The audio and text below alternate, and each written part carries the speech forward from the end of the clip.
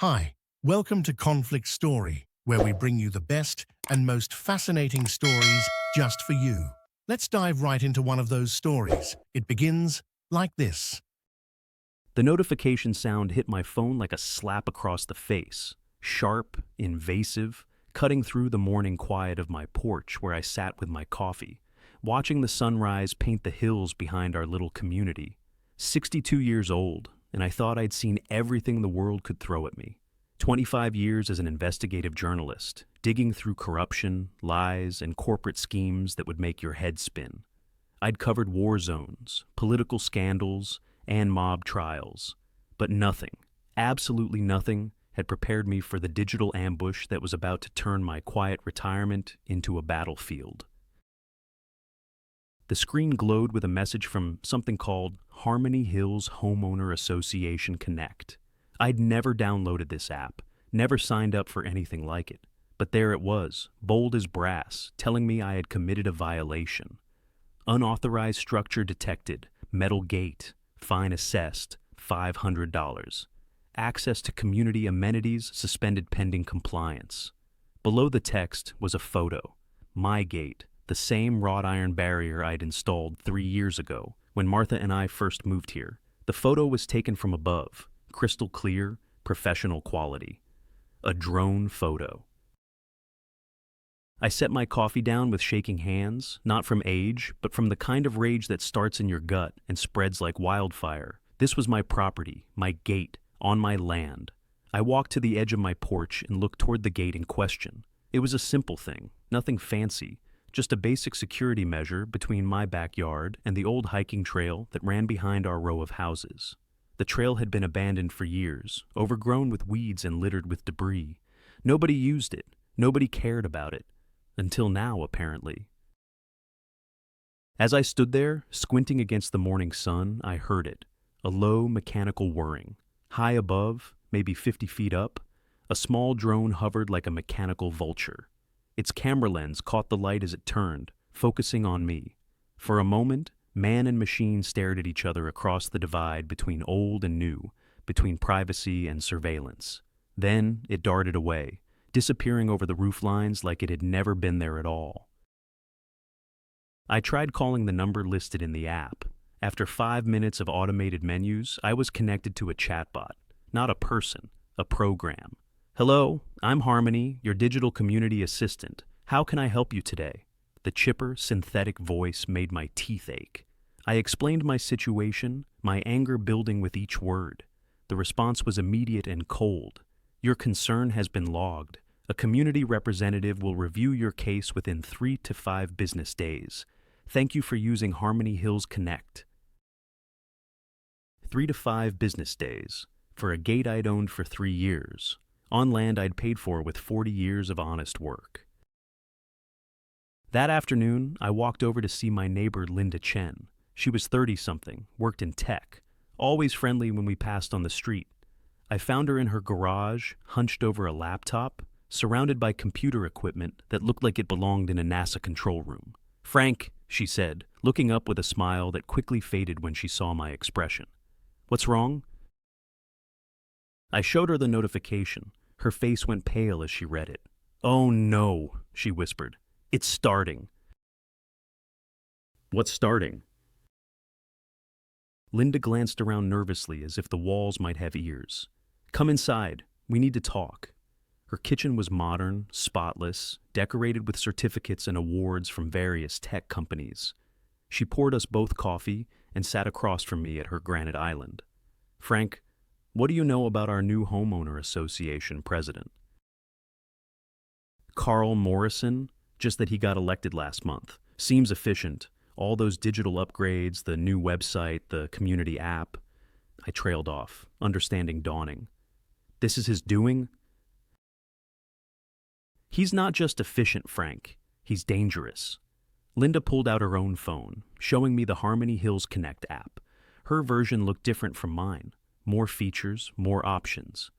I helped beta test this system. I thought it was about convenience, maybe a little neighborhood security, but Carl's using it for something else entirely. She swiped through screens showing satellite views of our neighborhood, individual property assessments, even traffic patterns. He's got cameras everywhere now, not just the obvious security cameras at the community center, hidden ones, drones that patrol on schedules, motion sensors. He's turned our neighborhood into a panopticon, Frank. And the scary part? Most people love it.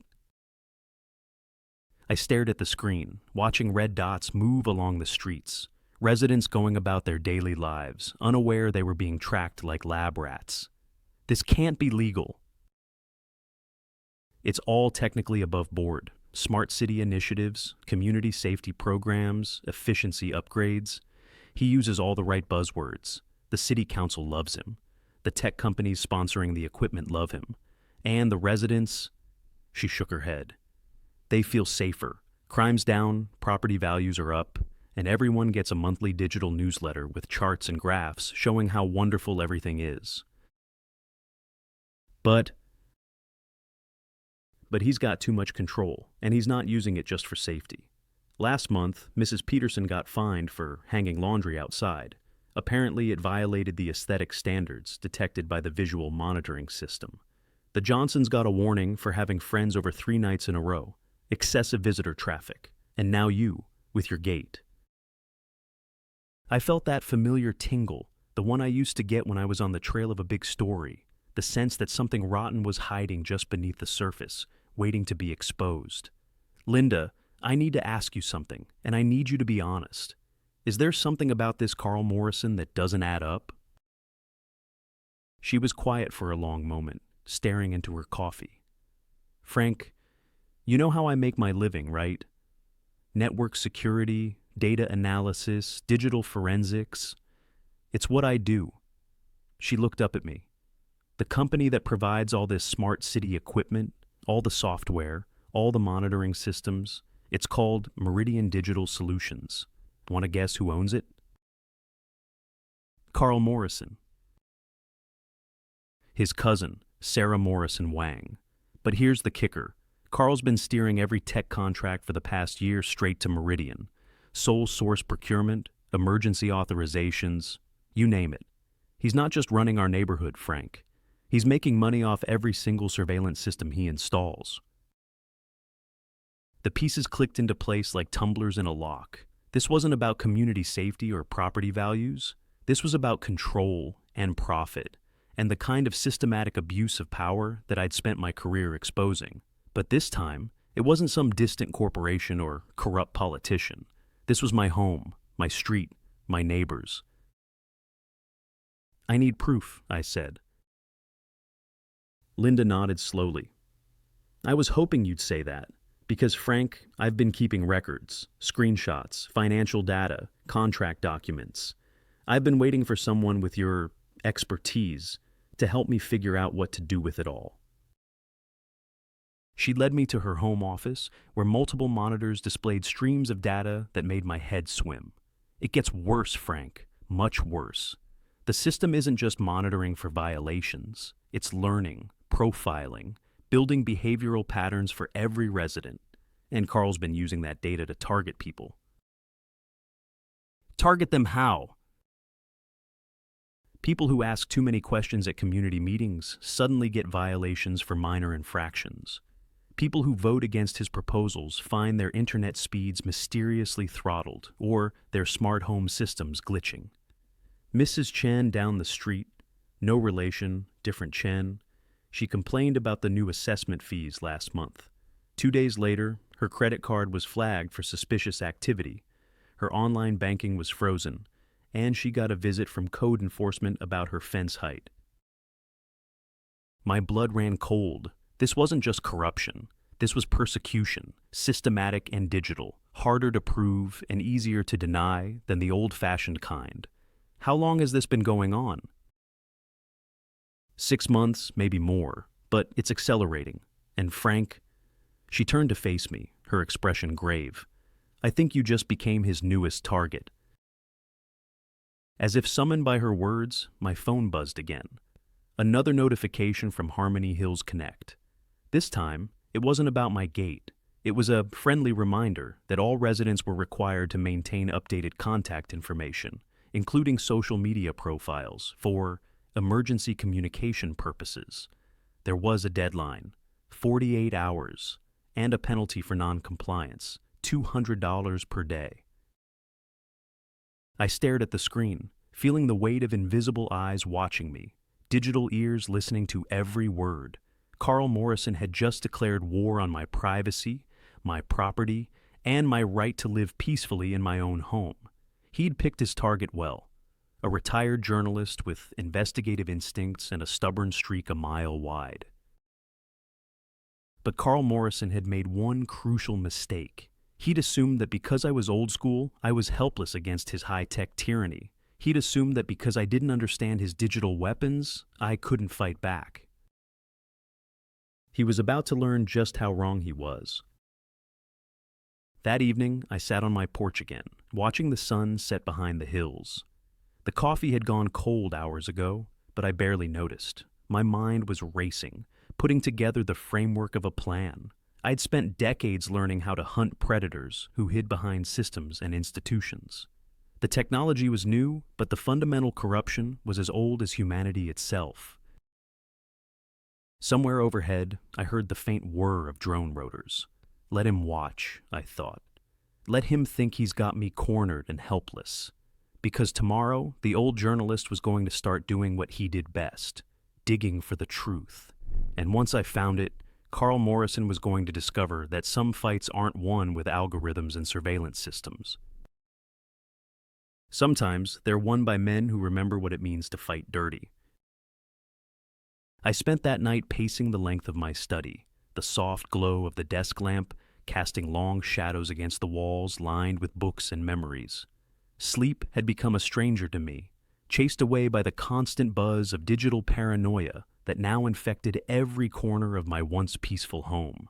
The leather chair where I'd once sat comfortably, chasing stories across the globe, now felt like a monument to a simpler time when enemies had faces and fights had rules. The morning came gray and cold, matching my mood. I met Linda at 7 sharp, finding her already hunched over her computer setup like a digital war room commander. Her fingers danced across multiple keyboards with the precision of a concert pianist, screens flickering with code and data streams that made my journalist's brain spin. "I pulled the overnight logs," she said without looking up. "Frank, it's worse than we thought. Every time you use your phone, check your email, even turn on a light switch, it's all being monitored and cataloged." The violation felt physical, like someone had been rifling through my underwear drawer. "You know what this reminds me of?" I said, settling into the chair beside her workstation. "Back in '89, I was covering the fall of the Berlin Wall. Met this East German guy who'd lived under the Stasi for 40 years. He told me the worst part wasn't the fear. It was the way surveillance changed how you breathed in your own home."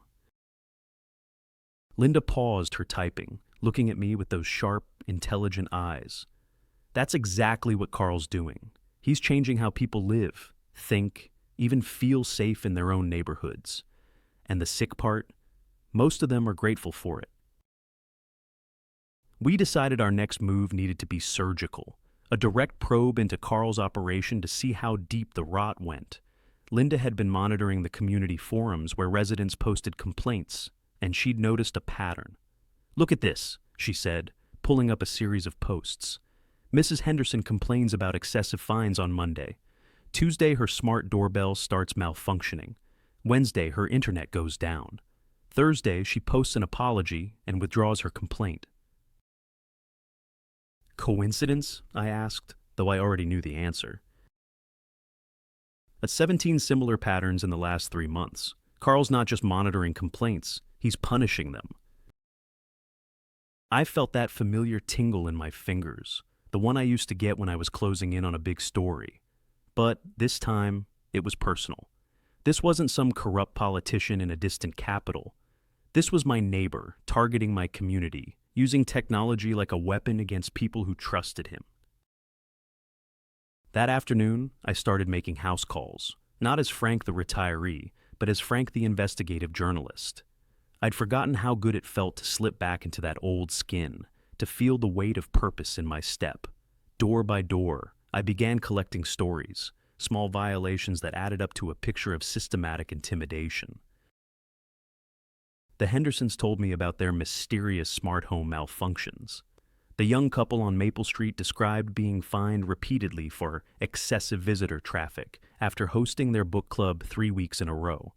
Mrs. Patterson, the elderly widow who lived alone, whispered about how her internet had been throttled to dial-up speeds after she'd questioned the new assessment fees at a community meeting. But for every person who talked, 3 more closed their doors in my face. Fear had settled over Harmony Hills like morning fog, invisible but paralyzing. People had learned that complaining brought consequences, so they had stopped complaining. Carl hadn't just built a surveillance system, he'd built a culture of submission. The breakthrough came on Thursday evening. I was sitting in my study, sorting through notes and trying to make sense of the growing pile of evidence, when Linda called. "Frank, you need to get over here, now." I found her in her garage, practically vibrating with excitement and terror. I intercepted an email thread from Carl's private account, she said, her voice barely above a whisper. "Frank, this goes way beyond our neighborhood. He's been in contact with a dozen other communities, sharing his model for digital governance. He's franchising this system." She showed me the emails, and my blood ran cold. Carl wasn't just some power-hungry local politician. He was a pioneer, a beta tester for a new kind of digital authoritarianism that could spread like a virus across suburban America. The surveillance technology, the behavioral modification, the systematic punishment of dissent. It was all being packaged and sold as innovative community management solutions. "There's more," Linda said, scrolling to another message. "He's got a meeting scheduled for Saturday with representatives from 6 other homeowner associations. He's calling it a Digital Governance Summit. Frank, if this spreads..." I didn't need her to finish the sentence. I could see the future spreading out like a map of nightmares. Thousands of communities like ours, each one a perfect little digital prison where privacy was a memory and dissent was a glitch to be corrected. That night, alone in my study, I felt the weight of Martha's absence more keenly than I had in months. She'd always been my anchor, the voice of reason that kept my crusading instincts from carrying me too far into dangerous waters. "What would you do, sweetheart?" I whispered to the empty room, fingering the wedding ring I still wore after 3 years. The answer came not in her voice, but in a memory. Martha standing in our old kitchen, hands on her hips, fire in her eyes as she dressed down a contractor who'd tried to overcharge us. "Franklin Morrison," she'd said. She only used my full name when she was making a point. "Some fights choose you, and when they do, you'd better show up ready to win." I smiled despite everything. Some fights choose you. This one had chosen me the moment that first notification lit up my phone, and I'd be damned if I was going to let Carl Morrison turn my neighborhood, Martha's neighborhood, into his personal surveillance state.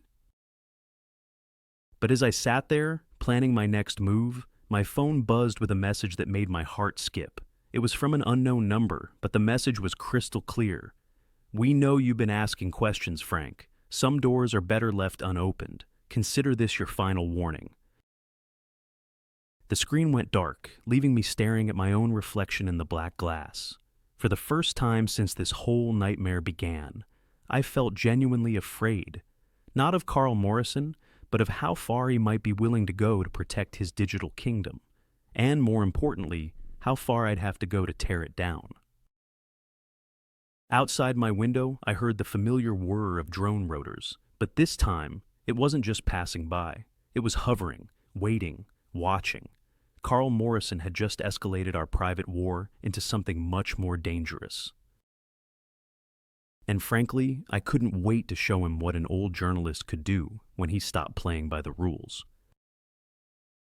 I woke before dawn to the acrid scent of melting plastic. A faint hiss came from the corner where my router sat, LEDs flickering like dying fireflies.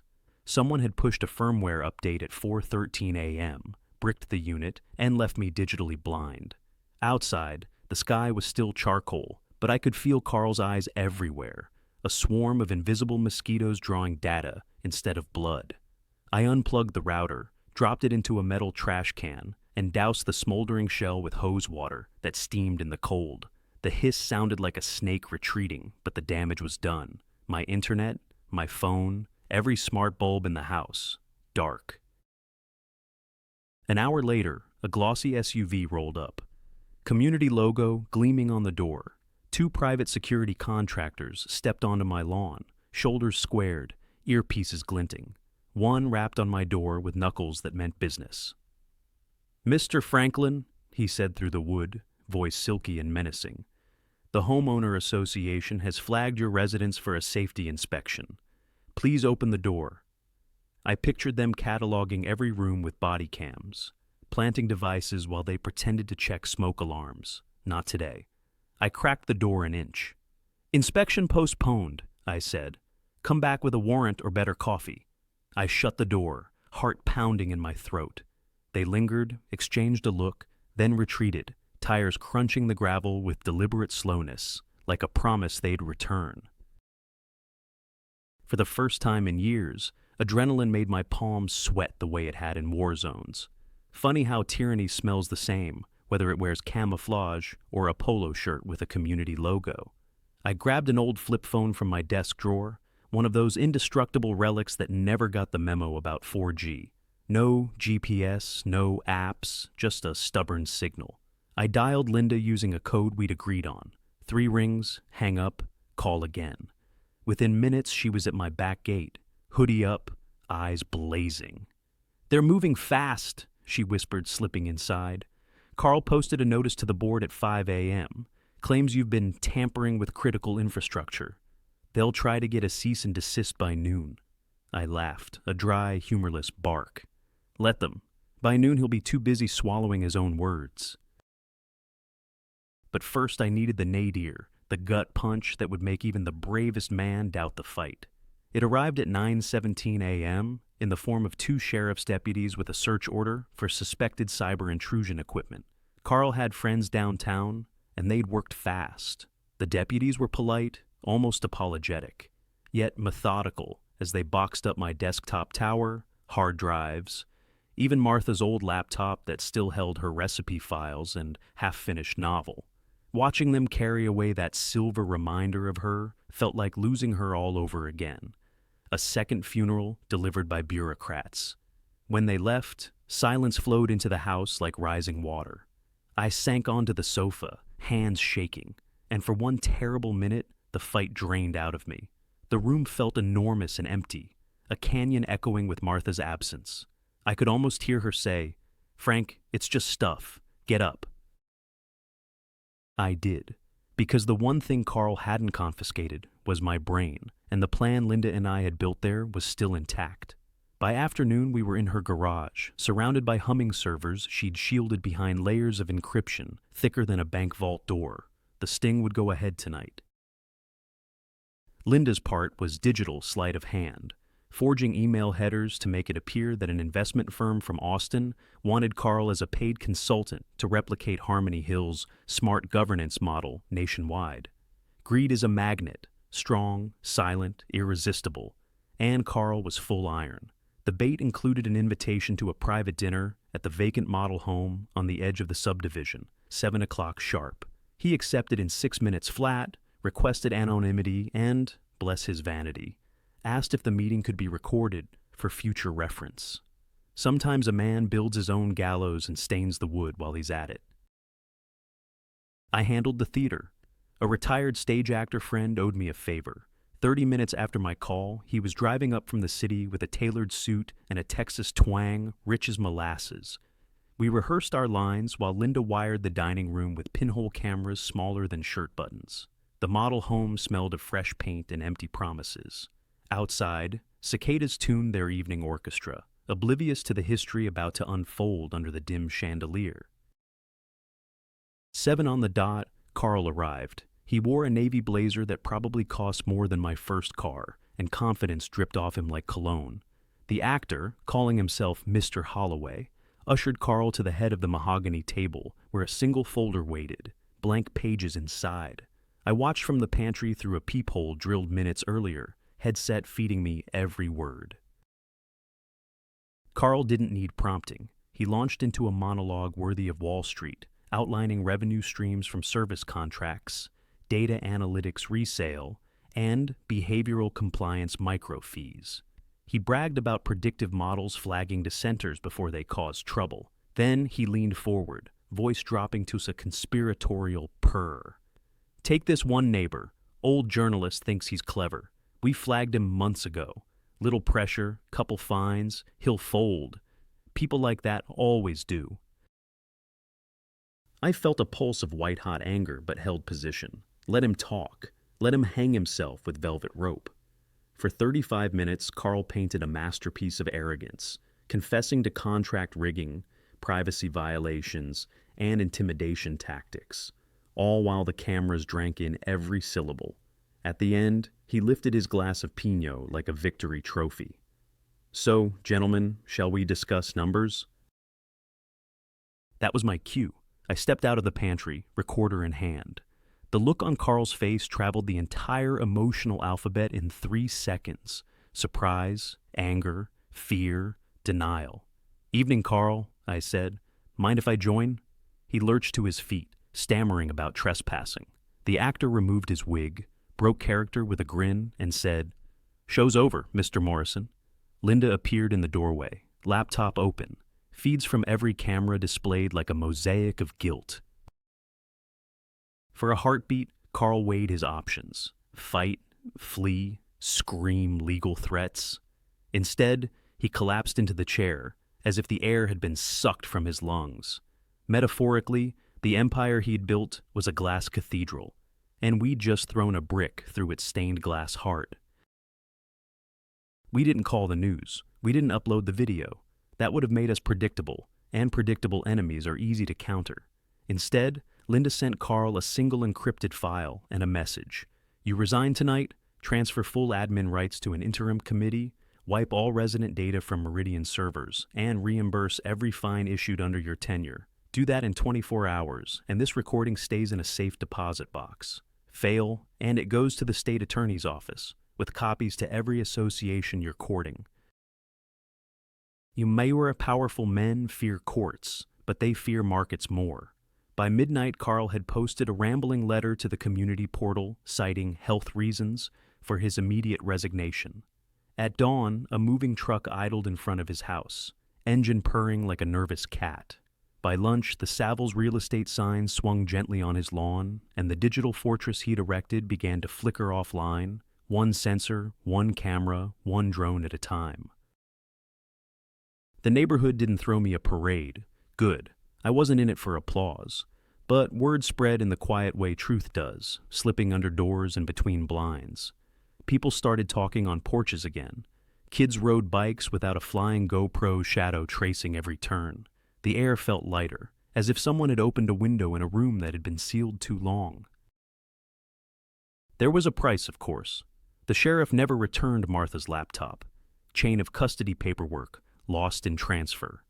My router was toast, my privacy permanently scarred, and the secure network Linda built now hummed in my spare bedroom because the association asked us, politely, to oversee a transition to something more transparent.